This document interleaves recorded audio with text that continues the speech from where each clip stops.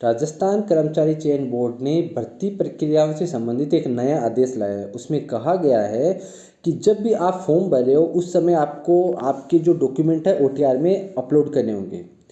मतलब इस आदेश को मैं आपको बताता हूँ डिटेल में। अभी तक क्या होता है कि जब भी आप फॉर्म भरने जाते हैं तो उस फॉर्म भरते समय आपसे ओटीआर में कुछ ज़्यादा जानकारी नहीं मांगी जाती। यानी जैसे आपने आपके फॉर्म भरते समय आपको RSCIT अनिवार्य है जमा करवाना, होना आपके पास अनिवार्य है, लेकिन आपके पास RSCIT नहीं है तो भी आप यस और नो RSCIT टिक मारकर फॉर्म भर सकते थे, है ना। और बाद में आप RSCIT जब डॉक्यूमेंट वेरिफिकेशन होता है तब तक RSCIT आप बना सकते थे। कई बार ऐसा होता है कि हमने RSCIT तो टिक कर दिया या कोई भी डॉक्यूमेंट EWS जैसे कुछ भी है हमने टिक कर दिया और डॉक्यूमेंट वेरिफिकेशन के समय हमारा वो RSCIT या अदर डॉक्यूमेंट बना ही नहीं और हम डॉक्यूमेंट वेरिफिकेशन में रिजेक्ट हो जाते हैं। तो इससे अपना समय, पैसा, मेहनत तीनों बर्बाद होते हैं।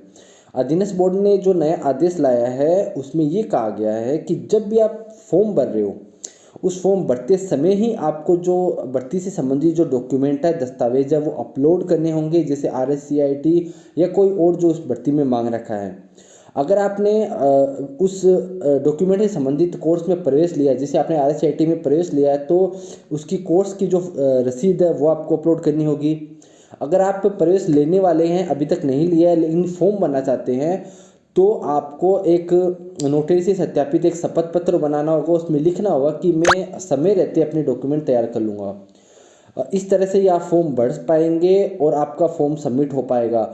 अन्यथा आप जब फॉर्म भरने जा रहे हैं आपके पास में अगर डॉक्यूमेंट उस समय नहीं है, तैयार डॉक्यूमेंट नहीं है और आपने स्कैन नहीं करवाए हैं, ऐसे ही फॉर्म भर दिया तो आपका फॉर्म रिजेक्ट हो जाएगा, यानी आपकी पात्रता रिजेक्ट हो जाएगी और फॉर्म एक बार सबमिट हो जाने के बाद में आपको दोबारा उसका मौका नहीं मिलेगा। तो ये अच्छा आदेश है। आने वाली भर्तियाँ जैसे एग्रीकल्चर सुपरवाइजर की भर्ती होनी है वहाँ से ये आदेश लागू होगा। तो आगे आप जब कभी भी फॉर्म भरवाने जाए तो अपने संबंधित जो डॉक्यूमेंट है वो सभी तैयार रखें।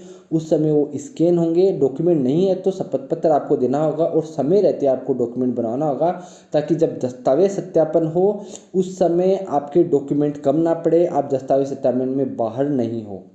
इस तरह से जो अपात्र फर्जी अभ्यर्थी है उनकी भी जांच होगी और डॉक्यूमेंट में जो बच्चे हट जाते हैं उस चीज़ में भी कमी आएगी। तो अधीनस्थ बोर्ड का बहुत अच्छा आदेश है आने वाली भर्तियों से संबंधित।